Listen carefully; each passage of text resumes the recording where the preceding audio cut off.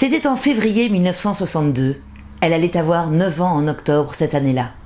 C'est ainsi que l'auteur, Marcia Blonzel, entame le récit de sa petite enfance massacrée, comme elle dit.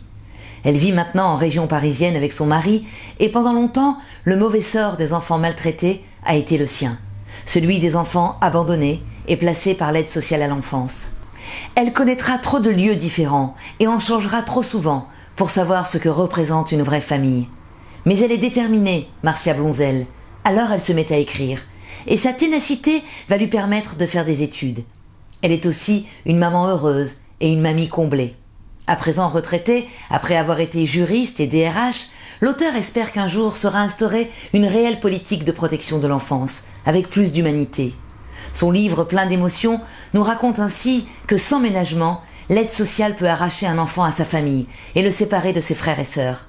Cette institution, qui devrait au contraire les protéger, délaisse ces enfants qui sont placés dans des lieux souvent inadaptés. L'auteur décrit ce qu'elle a vécu elle-même, ses conditions de vie déshumanisées, que la société connaît mal. À travers sa propre histoire, elle raconte le parcours d'un de ses survivants. Et dénonce avec force cette absurdité qui engendre souvent la maltraitance jusqu'au désespoir. Quand donc ces administrations aveugles et sans état d'âme cesseront-elles d'assassiner une enfance cachée derrière un numéro de dossier ? Un livre qui nous aide à ouvrir les yeux et à réfléchir. Un vrai témoignage. Retrouvez Les oubliés de l'enfance de Marcia Blonzel aux éditions Sidney Laurent.